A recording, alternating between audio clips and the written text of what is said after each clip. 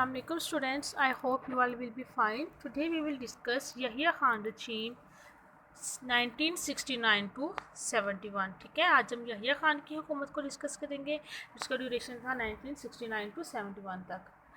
Students, Yahya Khan से पहले अयूब खान की हुकूमत थी. तो अब सब पहले तो हम ये डिस्कस करेंगे कि ऐसी क्या रीज़न्स थी जिसकी वजह से अयूब खान को रिज़ाइन करना पड़ा. देन हम यहिया खान की हुकूमत को डिस्कस करेंगे. स्टूडेंट्स, अगर देखा जाए तो अयूब खान के दौरे हुकूमत में जो सेकंड 5 ईयर प्लान था वो बहुत सक्सेसफुल हुआ था.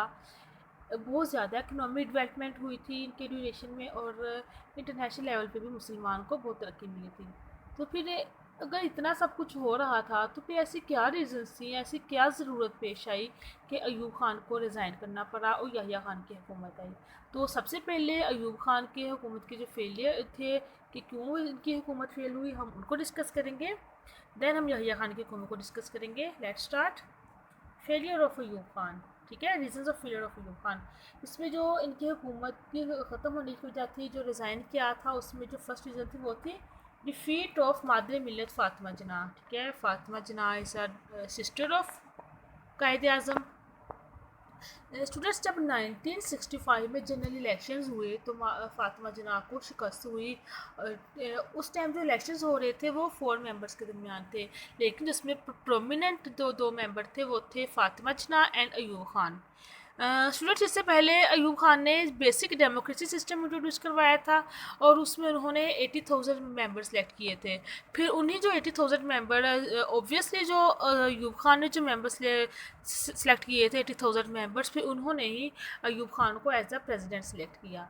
तो फिर जो लेकिन उसमें फातिमा जिन्ना को शिकस्त हो गई. एक तो इसकी ये रीज़न थी एंड सेकेंड रीज़न थी तशकीत एग्रीमेंट. तशकीत एग्रीमेंट ये एक एग्रीमेंट था जो हमारे प्रेसिडेंट अयूब खान एंड जो इंडिया का प्राइम मिनिस्टर थे, ठीक है, बहादुर शास्त्री, इन दोनों के दरमियान एक एग्रीमेंट हुआ था 1965 की वार को लेके. तो एक ये एग्रीमेंट था. तो ये बात भी बिल्कुल भी आवाम को, पब्लिक को पसंद ना आई. एक तो जो फातिमा जिन्ना को शिकस्त हो गई और जो हमारे प्रेसिडेंट और इंडिया के प्राइम मिनिस्टर के दरमियान जो एग्रीमेंट हुआ तो तशकंद एग्रीमेंट, ये भी लोगों को पसंद ना आया. इस वजह से फिर क्या हुआ, colleges and university students protested. जो कॉलेजेस के यूनिवर्सिटीज़ के स्टूडेंट्स थे उन्होंने प्रोटेस्ट करना शुरू कर दिया. ठीक है स्टूडेंट्स, अब देखें कि एक तरफ तो इकोनॉमिक रिफॉर्म से इकोनॉमिकली पाकिस्तान बहुत इस्टेब्लिश हो रहा था, लेकिन वो बात लोगों ने नहीं सोची. इन बेसिक रीज़न थी जो फातिमा जिन्ना की शिकस्त को देखते हुए और तशकीत एग्रीमेंट को देखते हुए लोग इनके अगेंस्ट हो गए. तो और उसके साथ एक रीज़न ये बनी कि जो फॉरेन प्राइम मिनिस्टर थे जुल्फ़िकार अली भुट्टो, ठीक है, उन्होंने भी ये जो एग्रीमेंट हुआ था तशकीत एग्रीमेंट, उन्होंने भी इसको लेके रिज़ाइन कर दिया. एक तो ये बेसिक रीज़न बन गई कि जुल्फ़िकार अली भुट्टो रिज़ाइन कर रहे हैं. तो फिर देन इस सारी सूरत हाल को, सारी सिचुएशन को देखते हुए जब अयूब खान को लगा कि अवाम अगेंस्ट हो रही है, तो उन्होंने फिर क्या किया, Ayub Khan called a round table conference. ठीक है, अयूब खान ने गोलमेज कॉन्फ्रेंस बुलाई जिसमें सारे पॉलिटिकल लीडर्स को बुलाया गया.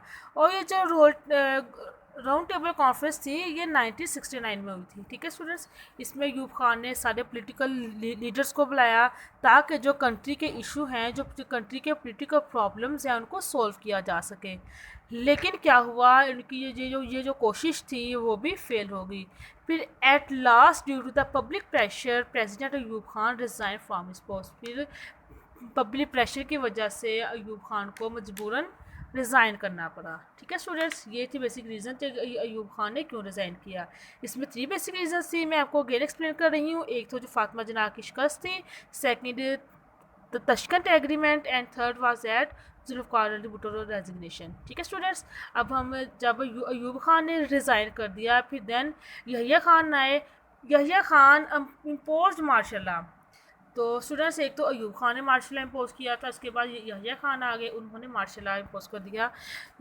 यहिया खान जो थे, he was fully aware of the political situation of the country. उन्हें कंट्री के सारे पॉलिटिकल सिचुएशन का पता था. So he declared general election on 5 October 1970. ठीक है, ये आपने डेट याद रखनी है कि जनरल इलेक्शन अयूब खान ने कब डिक्लेयर किए, 5 अक्टूबर 1970. ठीक है, इस सारी सूरत हाल को देखते हुए जनरल अयूब खान ने जनरल इलेक्शंस का ऐलान कर दिया कि 5 अक्टूबर 1970 को जनरल इलेक्शंस होंगे, जिसकी और इन्हीं की बेस पे जो पॉलिटिकल लीडर्स हैं उनके फिर जो कंट्री का सारा कंट्रोल है उनको हैंड ओवर किया जाएगा, जो भी अवाम हमारी है वोटिंग के जरिए सिलेक्ट करेगी। ठीक है स्टूडेंट्स, फिर उस वक्त जब देन इन्होंने आके he announce general election and constitution abolished. जो 1962 का कॉन्स्टिट्यूशन था, पहले 1956 का कॉन्स्टिट्यूशन फेल हुआ, उसके बाद 1962 का कॉन्स्टिट्यूशन चल रहा था, इन्होंने फिर आके 1962 के कॉन्स्टिट्यूशन को फेल कर दिया गया।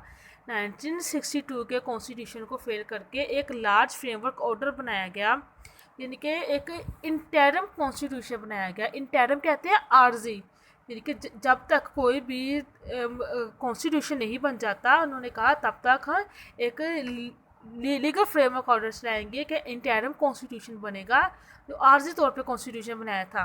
तो इन्होंने ये कलबंदी की कि जो कॉन्स्टिट्यूशन था, जो इंटरम कॉन्स्टिट्यूशन यानी कि जो लीगल फ्रेमवर्क ऑर्डर बनाया, ये इन्होंने खुद नहीं बनाया, इनमें उसमें इन्होंने सारे पॉलिटिकल लीडर्स को इन्वॉल्व किया और उनके मशवरे से ही फिर आर्जी तौर पे कॉन्स्टिट्यूशन बनाया गया। ठीक है स्टूडेंट्स, अब हम नेक्स्ट लेक्चर में डिस्कस करेंगे कि ये लीगल फ्रेमवर्क ऑर्डर क्या था। ठीक है स्टूडेंट्स, आज हमने जस्ट यहया खान के को डिस्कस करना था, लीगल फ्रेमवर्क ऑर्डर को हम नेक्स्ट लेक्चर में डिटेल में डिस्कस करेंगे। ठीक है students, thank you so much.